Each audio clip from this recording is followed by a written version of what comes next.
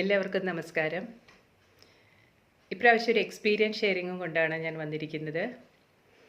അപ്പോൾ എക്സ്പീരിയൻസിലേക്ക് കടക്കുന്നതിന് മുമ്പ് ഈ ഒരു ചിത്രം 2 പേര്, ഇത് നമ്മുടെ സായിബാബ മിറക്കിൾ മെഡിറ്റേഷൻ്റെ ഒരു പ്രൊഫൈൽ പിക്കാണ്. ഇത് എവിടെ നിന്നാണ്, ആരാണ് എനിക്ക് ആദ്യം ഷെയർ ചെയ്തതെന്ന് സത്യം പറഞ്ഞാൽ എനിക്ക് ഓർമ്മയില്ല. ഇപ്പോൾ എനിക്ക് ഈ ഒരു ഫോട്ടോ സമ്മാനമായിട്ട് തന്നത് നമ്മുടെ മിറക്കിൾ മെഡിറ്റേഷൻ ഗ്രൂപ്പിലെ സാവിത്രി ചേച്ചിയാണ്. എൻ്റെ പിറന്നാളിൻ്റെ ദിവസം തന്നെ സാവിത്രി ചേച്ചി എനിക്കിത് സമ്മാനമായിട്ട് തരികയായിരുന്നു. ഇപ്രാവശ്യം ഗുരു മോഹൻജിയുടെ ബർത്ത്ഡേക്ക് ഒപ്പമായിരുന്നു, അതേ ദിവസം തന്നെയായിരുന്നു എൻ്റെ പിറന്നാളും. അപ്പോൾ ഈ ഒരു ഫോട്ടോ സമ്മാനമായി കിട്ടിയത് എനിക്ക് ഭയങ്കര ഒരു അനുഗ്രഹമായിട്ട് തോന്നുകയാണ്. സായിബാബ മിറക്കിൾ മെഡിറ്റേഷൻ ഗ്രൂപ്പിലെ പല സഹോദരിമാരും ബാബയുടെ ഡിവോട്ടീസ് ആയിരുന്നു. ഷിർദി സായിബാബയുടെയും സത്യസായിബാബയുടെയും ഒക്കെ ഡിവോട്ടീസ് ആയിരുന്നു. അങ്ങനെ ബാബയുമായിട്ടുള്ള ഒരു കണക്ഷൻ വഴിയാണ് പലരും മോഹൻജിയിലേക്ക് എത്തുന്നത്. ഞാൻ തന്നെ 2000-ലാണ് ദുബായിലെത്തിയത്. അപ്പോൾ ദുബായിൽ ഒരു സായിബാബ ടെമ്പിൾ ഉണ്ട്. ഒരു ടെമ്പിളാണ്, ദുബായിലുള്ള ആ ഒരു ടെമ്പിളാണുള്ളത്. അവിടെ ശിവനുണ്ട്, ഷിർദി സായിബാബയുണ്ട്, തൊട്ടടുത്തായിട്ട് തന്നെ കൃഷ്ണൻ്റെ ഒരു അമ്പലമുണ്ട്. അതിൽ ശിവൻ്റെ അമ്പലവും ബാബയുടെ ഒരുമിച്ചാണ്. അപ്പോൾ എല്ലാ വെള്ളിയാഴ്ചയും, അവിടെ വെള്ളിയാഴ്ചയാണല്ലോ അവധി ദിവസം, അപ്പോൾ എല്ലാ വെള്ളിയാഴ്ചയും തൊഴുവാനായിട്ട് പോകും. ഇപ്പുറത്തെ ഒരു തലയെക്കെട്ടൊക്കെ കെട്ടി ഒരു ആളിരിക്കുന്നത് കാണാം, ഒരു വലിയ സ്റ്റാച്ചു ഉണ്ട് ബാബയുടെ. അപ്പോൾ അവിടെ ശിവലിംഗത്തിൽ അർച്ചനയെല്ലാം കഴിഞ്ഞിട്ട് ഇപ്പുറത്ത് പോയിട്ട് എന്നും പ്രദക്ഷിണം വെച്ച് തൊഴുത് നമസ്കരിച്ചിട്ട് പോരും. ഒരിക്കൽ പോലും അത് ആരാണ് എന്ന് തോന്നാനുള്ള ഒന്നും അന്വേഷിക്കാൻ പോലും എനിക്ക് തോന്നിയിട്ടില്ല. അപ്പോൾ എൻ്റെ ധാരണ മുഴുവൻ ഇതൊരു സിഖ് ഗുരുവാണെന്നാണ്. കാരണം അവിടെ സിഖ് മതത്തിൽപ്പെട്ട കുറച്ച് പേര് നമ്മൾ ഇറങ്ങി വരുമ്പോൾ ഭക്ഷണം തരുന്നുണ്ട്. അവർ ചെരുപ്പുകളൊക്കെ തുടച്ച് വയ്ക്കുകയും പിന്നെ ഭക്ഷണം തരുകയൊക്കെ ചെയ്യും. അവിടെ എല്ലാ വെള്ളിയാഴ്ചയും അവരുടെ സേവയുണ്ട്. അപ്പോൾ സിഖ് ഗുരുദ്വാരയിൽ ഗുരുദ്വാരയും ഉണ്ട് അവിടെ. ആ അമ്പലത്തിനോടനുബന്ധിച്ച് തന്നെ അവർക്ക് പ്രാർത്ഥിക്കാനുള്ള സൗകര്യമുണ്ട്. അപ്പോൾ എൻ്റെ ധാരണ ആ കൂട്ടത്തിൽപ്പെട്ട തലക്കെട്ടൊക്കെ കണ്ടപ്പോൾ ആ കൂട്ടത്തിൽപ്പെട്ട ആരോന്നാണ്. എത്രയോ വർഷം അവിടെ പോയി തൊഴുത് നമസ്കരിച്ചിട്ടും 2009 ശേഷമാണ് സായി സച്ചരിത എൻ്റെ കയ്യിൽ വന്ന് പെടുന്നത്. അപ്പോഴാണ് ഇങ്ങനെ ഒരു ബാബ ഉണ്ട് എന്നുള്ളത് മനസ്സിലാകുന്നത്. അപ്പോൾ ബാബ തന്നെ വിചാരിക്കണം നമുക്ക് ബാബയുടെ അടുത്തേക്ക് എത്തണമെങ്കിൽ. ദത്താ സമ്പ്രദായത്തിൽപ്പെട്ട എല്ലാ ഗുരുക്കന്മാരും അങ്ങനെയാണ്, ഭയങ്കര ശക്തിശാലികളാണ്. നമ്മൾ പ്രാർത്ഥിച്ചു കഴിഞ്ഞാൽ നമുക്ക് പല അടയാളങ്ങളും കാണിച്ചു തരും. എന്നോട് അന്നദാനത്തിനെ പറ്റിയുള്ള എക്സ്പീരിയൻസ് ഷെയർ ചെയ്യാമോ എന്ന് നമ്മുടെ ഗ്രൂപ്പിലൊരു സഹോദരി ചോദിച്ചിട്ടുണ്ടായിരുന്നു. അപ്പോൾ എനിക്ക് പെട്ടെന്ന് ഓർമ്മ വന്നത് 2013 2012 13 എന്ന് എനിക്ക് കൃത്യമായിട്ട് ഓർമ്മ. 2012 തോന്നുന്നു, ഡിസംബറിൽ ഇത് ഞാൻ മുമ്പ് ഷെയർ ചെയ്തിട്ടുള്ളൊരു എക്സ്പീരിയൻസ് ആണ്. എങ്കിലും ചോദിച്ചതുകൊണ്ട് ഒന്നും കൂടെ കേൾക്കാത്തവർക്ക് വേണ്ടി ഷെയർ ചെയ്യുകയാണ്. അന്ന് ദത്ത ജയന്തി ആയിരുന്നു എന്നാണ് എൻ്റെ ഓർമ്മ. അപ്പോൾ ദത്താത്രേയ ജയന്തിക്ക് അമ്മൂക്കേർ അന്നദാനം നടത്തുന്നുണ്ടായിരുന്നു. അപ്പോൾ ഇന്നത്തെ പോലെ നമുക്ക് കമ്മ്യൂണിക്കേഷൻ അങ്ങനെ അധികം ഫെസിലിറ്റീസ് ഇല്ല, വാട്സാപ്പ് ഗ്രൂപ്പുകളില്ല, അതുപോലെ GPay ഒന്നുമില്ല. ഇപ്പോൾ നമ്മൾ ആധുനിക ഇലക്ട്രോണിക് സൗകര്യങ്ങളുടെ കുറ്റങ്ങൾ പറയുമെങ്കിൽ ഒരു വലിയൊരു ഫെസിലിറ്റി ആണല്ലോ നമുക്ക് പൈസ അയച്ചു കൊടുക്കാൻ. ഇപ്പോൾ മീറ്റ് വെച്ചിട്ട് നമുക്ക് GPay വഴി കാശ്മീരിലുള്ള ഒരാൾക്ക് അല്ലെങ്കിൽ ഡൽഹിയിലുള്ള അങ്ങനെയൊക്കെ നമ്മൾ പൈസ അയക്കുന്നുണ്ട്. ഇന്ന് അയച്ചാൽ അപ്പോൾ തന്നെ എത്തുകയാണ്. അന്ന് അങ്ങനെയുള്ള ഫെസിലിറ്റി ഒന്നുമില്ല. അപ്പോൾ ഇതൊരു പോസിറ്റീവ് സൈഡാണ് നമ്മുടെ എന്താ പറയുക മൊബൈൽ വിപ്ലവത്തിൻ്റെയൊക്കെ. നെഗറ്റീവ് സൈഡുകൾ ധാരാളം ഉണ്ട്. നമ്മൾ എന്തിൻ്റെയും പോസിറ്റീവ് സ്വീകരിച്ചാൽ മതി എന്ന് വിചാരിച്ചാൽ മതിയല്ലോ. അപ്പോൾ അന്ന് മുഖേർ പല സ്ഥലത്തും അന്നദാനം നടത്തുന്നുണ്ട്, എല്ലാവരും പങ്കെടുക്കുന്നുണ്ട്. അപ്പോൾ ഞാൻ പ്രഗ്നൻ്റ് ആയിരിക്കുകയാണ് ആ സമയത്ത്. അനഘലക്ഷ്മിയെ പ്രഗ്നൻ്റ് ആയിരിക്കുന്ന സമയമാണ്. അപ്പോൾ ആ സമയത്ത് എനിക്ക് കുറച്ച് യാത്ര ചെയ്യാൻ ബുദ്ധിമുട്ടുണ്ട്. ഞാൻ നാട്ടിലേക്ക് പോകുന്നായിരുന്നു, ദുബായിലെ ജോലിയൊക്കെ ഉപേക്ഷിച്ച്. അപ്പോൾ എനിക്ക് അന്നദാനം നടത്തിയാൽ കൊള്ളാമെന്നുണ്ട്. അന്നിങ്ങനെ പൈസ അയച്ചു കൊടുക്കാനുള്ള സൗകര്യമൊന്നും ഇല്ലാത്തതുകൊണ്ട് അതിൽ പങ്കെടുക്കാൻ പറ്റുന്നില്ല. എനിക്ക് നേരിട്ട് പങ്കെടുക്കണം എന്നുള്ളതാണ് ആഗ്രഹം. പൈസ അയച്ചു കൊടുത്തിരുന്നു എന്നാണ് എൻ്റെ ഓർമ്മ. എനിക്ക് തോന്നുന്നു അന്ന് ബാങ്ക് വഴിയൊക്കെ നമുക്ക് ട്രാൻസ്ഫർ ചെയ്യാൻ പറ്റും തോന്നുന്നു. അപ്പോൾ എനിക്ക് തോന്നുന്നു യാത്ര ചെയ്യാനുള്ള ബുദ്ധിമുട്ടുകൊണ്ട് ഞാൻ ബാങ്കിൽ പോയും പൈസ അയച്ചില്ല എന്നതാണ് എൻ്റെ ഓർമ്മ. എന്തായാലും അന്ന് എനിക്ക് വളരെ വിഷമമായി. കാര്യം ഒന്ന് അന്നദാനം നടത്താൻ പറ്റിയിരുന്നെങ്കിൽ നല്ലതായിരുന്നു എന്നൊക്കെ ഞാനിങ്ങനെ വിചാരിക്കുകയും ഒന്ന് പ്രാർത്ഥിക്കുകയൊക്കെ ചെയ്തു. അപ്പോൾ ഏതെങ്കിലും പക്ഷിമൃഗാദികൾക്കെങ്കിലും അന്നദാനം നടത്തണമെന്നൊക്കെ ഞാൻ വിചാരിച്ചു. അന്ന് ഇതുപോലെ പതിവിന് വിരുദ്ധമായിട്ട് ഭക്ഷണം ചോദിച്ചോ അല്ലെങ്കിൽ ഭിക്ഷ ചോദിച്ചൊന്നും ആൾക്കാർ വരാണ്ടായി തുടങ്ങിയിട്ടുണ്ടായിരുന്നു. അപ്പോഴേക്കും ഭിക്ഷക്കാരുടെയൊക്കെ കാലം കഴിഞ്ഞു. ഇപ്പം അങ്ങനെ ഭിക്ഷ ചോദിച്ചൊന്നും ആരും വീടുകളിൽ വരില്ലല്ലോ. അന്ന് ഉച്ചയായപ്പോൾ ഒരു 2 മണിയൊക്കെ ആയപ്പോൾ ഒരു യുവ സന്യാസി എന്ന് തന്നെ പറയാം, മഞ്ഞ ഡ്രസ്സൊക്കെ ഇട്ടിട്ട് വളരെ സുമുഖനായിട്ടുള്ള ഒരു സന്യാസി വീട്ടിൽ വന്നു. അപ്പോൾ അദ്ദേഹത്തിനോട് ഞാൻ ഭക്ഷണം ദാനം കൊടുത്തു കഴിഞ്ഞപ്പോൾ ഞാൻ ചോദിച്ചു ഭക്ഷണം വേണമെന്ന് ചോദിച്ചപ്പോൾ എന്നോട് പറഞ്ഞു എൻ്റെ കയ്യിൽ ഭക്ഷണമുണ്ട്, ചോറുണ്ട്, എനിക്ക് കറി തന്നാൽ മതി നിങ്ങൾ വീട്ടിലുണ്ടാക്കിയത്. അപ്പോൾ സത്യത്തിൽ അന്ന് ഞാൻ ഉണ്ടാക്കിയായിരുന്നു കറി, ഒരു കറി ഞാൻ തന്നെ ഉണ്ടാക്കിയായിരുന്നു. ആ ഒരു കറി മാത്രമാണ് ആ സന്യാസി വാങ്ങിയിട്ട് പോയത്. അപ്പോൾ അത് കുറച്ച് കഴിഞ്ഞപ്പോൾ ഞാൻ ആലോചിച്ചു, ഞാൻ അന്നദാനം ചെയ്യണമെന്ന് ആഗ്രഹിച്ചു, എൻ്റെ കൈ കൊണ്ടുണ്ടാക്കിയ കറി അദ്ദേഹം മേടിച്ചിട്ട് പോയി. ചോറ് അദ്ദേഹത്തിൻ്റെ കയ്യിലുണ്ട് എന്നാണ് പറഞ്ഞത്. എന്തായാലും അന്ന് അങ്ങനെ എനിക്കൊരു അന്നദാനം നടത്താൻ പറ്റി. പിന്നീട് പല അന്നദാനങ്ങളിലും ഭാഗഭാക്കാവാനായിട്ട് നമുക്ക് ഭാഗ്യം കിട്ടിയിട്ടുണ്ടെങ്കിൽ എനിക്കിത് എപ്പോഴും ഓർമ്മ വരും. കാരണം അതിനുശേഷം അതിന് മുമ്പൊന്നും അങ്ങനെ ഉച്ച സമയത്ത് ഭക്ഷണം ചോദിച്ചിട്ടോ അങ്ങനെയൊന്നും വന്നിട്ടില്ല. ഇത് വളരെ യങ്ങായിട്ടുള്ളൊരു സന്യാസിയാണ്. അത് ഒരു ഭിക്ഷക്കാരനും അല്ല, എനിക്ക് 100% ഉറപ്പാണ്. കാരണം അത് അങ്ങനത്തെ ഒരു രൂപമായിരുന്നു അത്. അപ്പോൾ അതാണ് എനിക്ക് അന്നദാനത്തെ പറ്റി പറയാനുള്ള ആ ഒരു എക്സ്പീരിയൻസ് ഇപ്പോൾ ഓർമ്മ വരുന്നത്. പിന്നെ ഉള്ളത് നമ്മുടെ ഗ്രൂപ്പിലെ തന്നെ ഒരു ശോഭന ചേച്ചി എനിക്ക് ഒരു എക്സ്പീരിയൻസ് ഷെയർ ചെയ്തു. പലരും എക്സ്പീരിയൻസ് ഷെയർ ചെയ്യാറുണ്ട്. ഇപ്പോൾ ഗ്രൂപ്പിലെ പലരും അവർക്കുണ്ടായ എക്സ്പീരിയൻസിൽ ഷെയർ ചെയ്യുന്നുണ്ട്. ചിലർ മോഹൻജിയെ സ്വപ്നം കണ്ടു എന്ന് പറയാറുണ്ട്. അപ്പോൾ ഞാൻ പറയും, ഗുരുവിനെ സ്വപ്നം കാണുന്നത് നേരിട്ട് കാണുന്നതിന് തുല്യമാണ്. കാരണം അങ്ങനെ ഒരു വീഡിയോ തന്നെ ഞാൻ കണ്ടിട്ടുണ്ട് സത്യസായിബാബയെ പറ്റിയിട്ട്. ഞാൻ പിന്നീട് ഒരിക്കലും ഷെയർ ചെയ്യാം.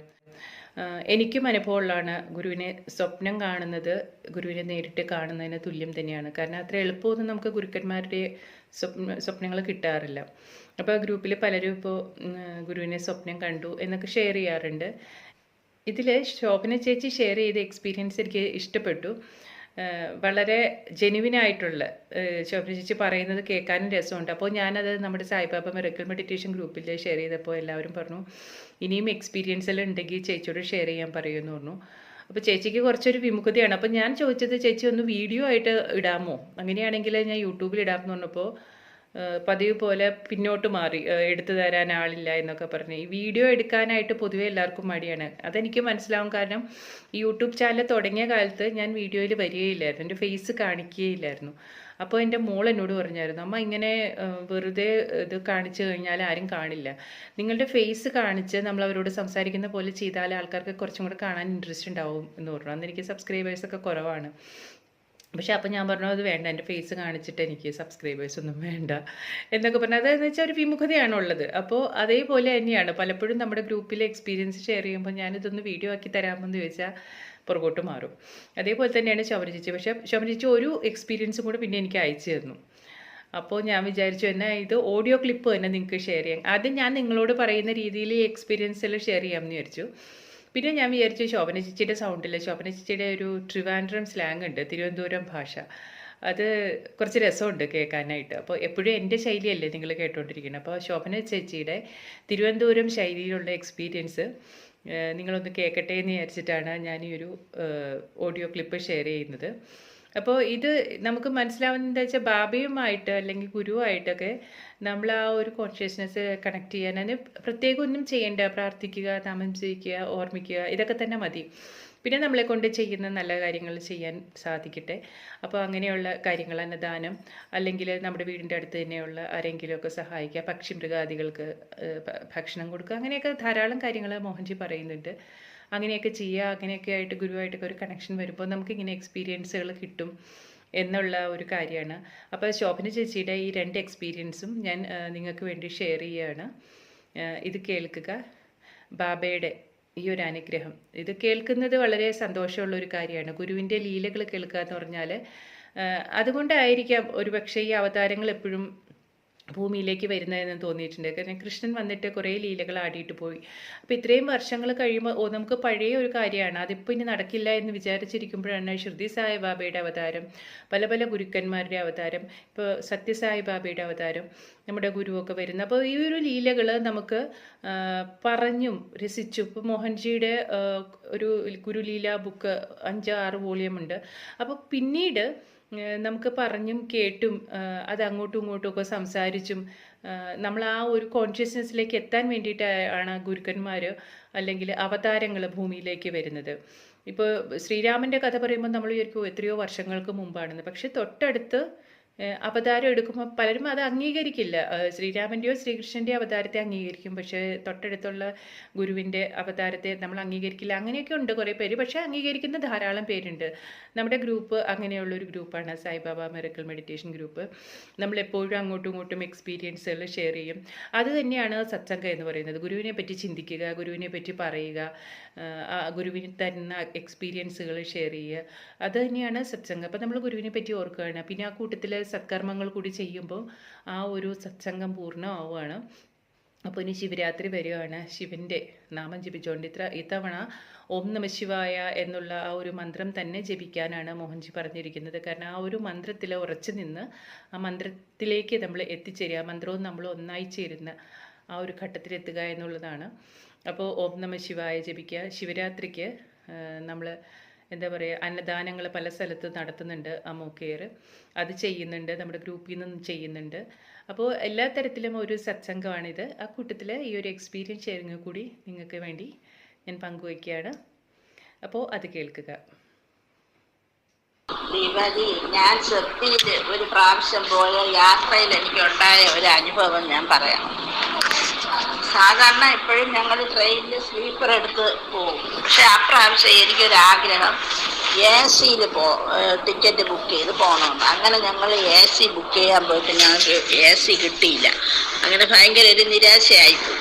ഒന്നാമത് യാത്രയിലൊക്കെ ചെല്ലുമ്പോൾ ഭയങ്കര ചൂടാണല്ലോ. അപ്പം ഒരു ദിവസം അതിൽ കാഴ്ച കൂട്ടണം ബുദ്ധിമുട്ട് വിചാരിച്ചാണ് പറഞ്ഞത്. എന്നിട്ട് കിട്ടിയില്ല. അത് കാരണം പിന്നെ നമ്മളിതായിരിക്കും വിളിച്ചേക്കുന്നതെന്ന് പറഞ്ഞ് പോയി. പിന്നെ കേരളം വിട്ട് അന്ന് രാത്രിയായി. ആ സമയമായപ്പം 3 ആൾക്കാർ, 3 പ്രായം ചെന്ന ആൾക്കാരാണ്. പക്ഷെ അവരുടെ രീതി മറ്റേ മറാഠിക്കാരുടെ ഡ്രസ്സാണ്. 3 ആണുങ്ങളാണ്. ആ 3 ആണുങ്ങളും ഞങ്ങളിരിക്കുന്ന സീറ്റിൽ വന്നു. ഞങ്ങളിരിക്കുന്ന സീറ്റിൽ വന്നിട്ട് ഞങ്ങളടുത്ത് ചോദിച്ച്, നിങ്ങൾ AC-യിലിരിക്കാൻ തയ്യാറാണോ എന്ന് ചോദിച്ചു. അപ്പം ഞങ്ങൾ പറഞ്ഞ് അതെന്ത് അങ്ങനെ എന്ന് ചോദിച്ചു. അപ്പോൾ പറഞ്ഞു അത് ഹിന്ദിയിലാണ് സംസാരിച്ചത്. അത് വേറൊന്നുമല്ല, ഞങ്ങൾ ഇത്രയും പ്രായമായില്ലേ, അപ്പം ഞങ്ങൾക്ക് AC-യിൽ ഇനി ഇരിക്കാൻ ഭയങ്കര ഒരു ബുദ്ധിമുട്ട്, നിങ്ങൾക്ക് വേണമെങ്കിൽ ഇരിക്കാൻ കേട്ടോ അവിടെ പിന്നെ എന്ന് പറഞ്ഞു. എന്നിട്ട് തിരിച്ചു ചോദിച്ചു എവിടെ പോകുന്നെന്ന് ചോദിച്ചു. അപ്പോൾ ഞങ്ങൾ പറഞ്ഞു ഷിർദിയിലാണ് ഞങ്ങൾ പോകണമെന്ന് പറഞ്ഞു. നിങ്ങളെവിടെ പോകുന്നു? അപ്പോൾ തിരിച്ച് ഹസ്ബൻഡ് ചോദിച്ചു നിങ്ങളെവിടെ പോകുന്നെന്ന് ചോദിച്ചു. ഞങ്ങൾ ഷിർദിയിൽ തന്നെ പോകുന്നതെന്ന് പറഞ്ഞു. അപ്പോൾ ശരിയെന്ന് പറഞ്ഞു, ഇരിക്കാമെന്ന് പറഞ്ഞു. എനിക്ക് ഭയങ്കര ഒരു അത്ഭുതം തോന്നി. നമ്മൾ AC-ക്ക് വേണ്ടി പാടുപെട്ടിട്ട് AC കിട്ടിയതുമില്ല, ഇത് ബാബയുടെ ഒരു കളി തന്നെയാണ് എന്ന് വിചാരിച്ചു. എന്നിട്ട് തിരിച്ച് ഞങ്ങൾ അവിടെ ചെന്നിരുന്നു. അവരിപ്പുറത്ത് ഞങ്ങളിരുന്നിടത്ത് വരുന്നു. ഒടുക്കം കുറേ കഴിഞ്ഞപ്പോൾ അവർ ഞങ്ങളുടെ അടുത്തൊന്ന് ചോദിച്ചു നിങ്ങൾക്ക് പിന്നെ എവിടെ ഇറങ്ങാം? അപ്പം ഞങ്ങൾ പറഞ്ഞു ഞങ്ങൾ ഷിർദിയിൽ ഇറങ്ങും. അത് ഷിർദിയിൽ പോകാൻ നിങ്ങൾ എവിടെ ഇറങ്ങും? അപ്പം ഞങ്ങൾ പറഞ്ഞു ഞങ്ങൾ പൂനെയിൽ ഇറങ്ങും, സാധാരണ എങ്ങനെയാണ് പോകുന്നതെന്ന് പറഞ്ഞു. പൂനെയിൽ ഇറങ്ങിയാണ് പോകുന്നത്. പക്ഷെ അങ്ങനെ ഇറങ്ങണ്ട, പൂനെയിൽ ഇറങ്ങണ്ട, ഞങ്ങൾ ഇറങ്ങുന്നിടത്തുകൂടെ ഇറങ്ങിയാൽ മതി, ഡൗൺ ടു സ്റ്റോപ്പ് എന്ന് പറയാം, അവിടെ ഇറങ്ങാൻ പറഞ്ഞു. ആദ്യമായിട്ടാണ് അത് കേൾക്കുന്നത്. അവിടെ ഇറങ്ങിയാൽ മതി, നമുക്ക് അവിടെ നിന്ന് ത്രൂ ട്രെയിനുണ്ട്, ഷിർദിക്ക് പോകാം, അങ്ങനെ പോകാം എന്ന് പറഞ്ഞു. അപ്പോഴും ശരിയെന്ന് പറഞ്ഞു. അങ്ങനെ ആ ദിവസം എത്തിയപ്പോൾ ഞങ്ങൾ ഡൗണിൽ ഇറങ്ങിയിട്ട് ഇവരും അവിടെ ഇറങ്ങി. അപ്പോൾ ഇവരിറങ്ങണമെന്ന് ശ്രദ്ധിച്ചപ്പോൾ അവരും ഇറങ്ങി അവരും അവിടെ നിന്ന് കുറച്ച് കഴിഞ്ഞ് ഇപ്പോൾ 7 മണിയെങ്ങാണ്ടായി. ആ സമയമായപ്പോഴത്തേന് പിന്നെ ഷിർദിക്കുള്ള ട്രെയിൻ വന്നു. അങ്ങനെ ഞങ്ങളും കയറി അവരും കയറി. പക്ഷെ കയറി പിന്നെ ഞങ്ങൾ അവരെ കണ്ടതേയില്ല. ആ 3 വ്യക്തികളെ ഞങ്ങൾ കണ്ടില്ല. അതുപോലെ തന്നെ അവിടെ ചെന്നിറങ്ങിയിട്ടും പിന്നെ അവരെ കാണാനേ സാധിച്ചില്ല. അങ്ങനെ ഒരു ഭയങ്കര ഒരു അത്ഭുതം നടന്നു. അപ്പോൾ നമുക്ക് തോന്നി ഞങ്ങൾക്ക് എനിക്ക് AC-യിൽ പോകണമെന്നുള്ള ആഗ്രഹം ഉണ്ടായിരുന്നു, അത് നടന്നില്ല. ഭഗവാൻ അത് എനിക്ക് സാധിച്ചു തന്നു. ആരെങ്കിലും അങ്ങനെ ടിക്കറ്റ് എടുത്തിട്ട് വേറൊരാളിന് വേണ്ടി കൊടുക്കൂ? ഇപ്പൊ ഭഗവാന്റെ കളിയല്ലാതെ വേറെ ഒന്നും അല്ല ഇത്. ഞങ്ങൾ അപ്പോഴും ചോദിച്ചു TTR ഒക്കെ വന്നാൽ അത് പ്രശ്നമാവൂലേ, അങ്ങനെ AC ഇതും തമ്മിൽ വ്യത്യാസമുള്ളതല്ലേ എന്ന് ചോദിച്ചു. അപ്പോഴും അവർ പറഞ്ഞു നിങ്ങൾ അതൊന്നും അറിയണ്ട, TTR അടുത്ത് ഞങ്ങളെല്ലാം സംസാരിച്ചിട്ടുണ്ട്, അതുകൊണ്ട് അതിനെ കരുതിയൊന്നും നിങ്ങൾ വിഷമിക്കേണ്ട, നിങ്ങൾ അവിടെ പോയി ഇരുന്നാൽ മതി എന്ന് പറഞ്ഞു. അങ്ങനെയും കൂടെ പറഞ്ഞവർ. അത് ഞാൻ ട്രിവാൻഡ്രത്തെ DPI എന്ന് പറയുന്ന വീട്ടിൽ വാടകയ്ക്ക്, DPIയുടെ അവിടെ ഒരു വീട്ടിൽ വാടകയ്ക്ക് താമസിച്ചിരുന്ന സമയത്താണ്. താഴത്തെ നിലയിൽ ഞങ്ങളും മുകളിൽ ഓണറും, അതായത് സെല്ലാർ വാർത്ത വീടാണ്. അപ്പം അതിന് ഒരു ഗേറ്റാണ്. അത് പിന്നെ 2 താക്കോല് ഉണ്ട്, ഒന്ന് ഓണറയിലും ഒന്ന് ഞങ്ങളുടെ കയ്യിലും. അപ്പം എനിക്ക് ഹസ്ബൻഡിനും കൂടെ പുറത്തൊന്ന് പോകണമായിരുന്നു. അങ്ങനെ ഞങ്ങളൊരു 6 മണി കഴിഞ്ഞപ്പം വെളിയിലോട്ട് പോയി. വീട്ടിൽ മോളുടെ കുഞ്ഞും മാത്രമേ ഉള്ളൂ. അപ്പം ബാബയുടെ ഫോട്ടോ വീട്ടിൻ്റെ ഫ്രണ്ടിൽ വെച്ചിട്ടുണ്ട്. ഞാൻ ബാബയുടെ അടുത്ത് പറഞ്ഞു, സ്വാമി ഞങ്ങൾ പുറത്ത് പോവുകയാണ്, വീട്ടിൽ ആരുമില്ല, മോളും കുഞ്ഞും മാത്രമേ ഉള്ളൂ, പാവാൻ തന്നെ കാത്ത് രക്ഷിക്കണമെന്ന് പറഞ്ഞിട്ടാണ് ഞങ്ങൾ പോയത്. പോയിട്ട് ഞങ്ങൾ തിരിച്ച് വന്നപ്പം ഒരു 9 മണിയൊക്കെ ആയി. വന്നപ്പോഴത്തെ ചെറിയൊരു മഴയും ഒക്കെ ഉണ്ടായിരുന്നു. അങ്ങനെ ഞങ്ങൾ വന്നപ്പോഴത്തേന് ഗേറ്റ് ഓണർ പൂട്ടി. അപ്പം താക്കോല് ഞങ്ങളുടെ കയ്യിലില്ല, മോടെ കയ്യിലാണ് താക്കോല്. അപ്പം അവളെ വിളിച്ച് താക്കോല് കൊണ്ടുവരാൻ വേണ്ടി പറയാൻ വേണ്ടി അവിടെ വെയിറ്റ് ചെയ്ത സമയത്ത് ഞങ്ങളുടെ ബാക്കിലായിട്ട് ഭയങ്കരമായ ഒരു കാറ്റ്, ഭയങ്കര ശക്തിയായിട്ടുള്ള ഒരു കാറ്റ് അനുഭവപ്പെട്ടു. അങ്ങനെ ഞാൻ തിരിഞ്ഞു നോക്കി, ഇതെന്ത് ഇങ്ങനെ പെട്ടെന്ന് ഇങ്ങനെ ഒരു കാറ്റ് വന്നതെന്ന് നോക്കിയ സമയത്ത് ഒരു പുരുഷൻ, അതായത് തലക്കെട്ടുണ്ട്, താടി വെച്ചിട്ടുണ്ട്, പിന്നെ വെള്ള ജുബ്ബ പോലത്തത് അത് ഇട്ടിട്ടുണ്ട്, പിന്നെ ഒരു മുണ്ട് കൊടുത്തേക്കുന്നു. എന്നിട്ട് ഞങ്ങളുടെ പിറകെ കൂടെയാണ് ഇങ്ങനെ പാഞ്ഞു ഇങ്ങനെ സ്പീഡിൽ വന്നപ്പോൾ ഞാൻ ഹസ്ബൻഡിൻ്റെ അടുത്ത് പറഞ്ഞു, അയ്യോ ഇതാര് വരുന്നത്, എന്തോ ഒരാൾ വരുന്നില്ല എന്ന് പറഞ്ഞു. അങ്ങനെ ഞങ്ങൾ നിന്നതിൻ്റെ ബാക്കിൽ കൂടെ കുറച്ച് അങ്ങോട്ട് നീങ്ങി, ഞാൻ നിൽക്കുന്നതിൻ്റെ ആ ഭാഗത്ത് ശാല അങ്ങോട്ട് നീങ്ങി നിന്നിട്ട് അവിടെ നിന്ന് ഉടുത്തിരുന്ന മുണ്ടിനെ ഒന്ന് അഴിച്ചൊന്ന് കുത്തി.